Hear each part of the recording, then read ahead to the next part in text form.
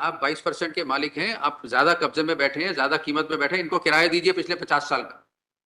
जो आप दुकान इस्तेमाल कर रहे हैं उसका किराया दीजिए इनको। आपके 1.25 करोड़ से 20 लाख पे आ जाएंगे। सर आप बाकी किराएदार 200-200 रुपए में। बाकी किराएदार तो बाहर की पार्टी है। आपका 22% ज्यादा का हक नहीं, आप इस प्रॉपर्टी से ज्यादा कमा रहे हैं। नहीं सर, हमारे फादर वहाँ पे एक्चुअली में जो भी फर्नीचर थे, का। उनका हिस्सा नहीं है 22 से ज्यादा। तो सर आप हम नुकसान में रहेंगे अगर इस चीज में जाएंगे तो। नहीं नहीं सर, मैं अपने शेयर से ज्यादा पोजीशन में हूँ नहीं, मैं यही तो बोल रहा हूँ। मैं तो वो अपने नहीं है, आप पोजेशन में है, ये पोजेशन के बाहर है, ये पोजेशन में नहीं है। तो आपका जो हिस्सा है उसका जो पोजेशन का आप 22% का प्रॉफिट कमा रहे हैं, वो 22% सबके बिहाफ पे है।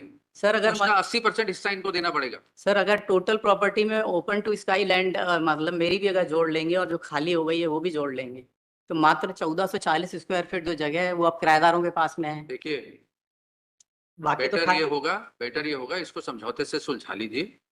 आप एक काम कर सकते हैं, आप कीमत लगाइए। आपने कहा जी 5 करोड़ है पूरी प्रॉपर्टी की एज इट इज हालत, आपका 22.5% है। आपको 5 करोड़ की कीमत से 22.5% ही आपको दे देंगे। कब्जा इनका, किराएदारों से ये निपटते रहेंगे, आप इनको प्रॉपर्टी हैंड ओवर करिए, चलिए।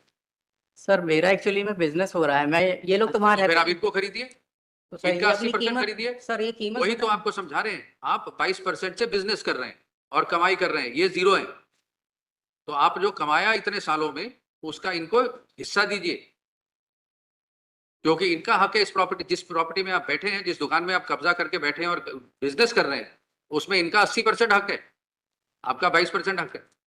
सर मेरे फादर को इन्होंने एक मिनट, अब वो कहानी है खत्म। नहीं नहीं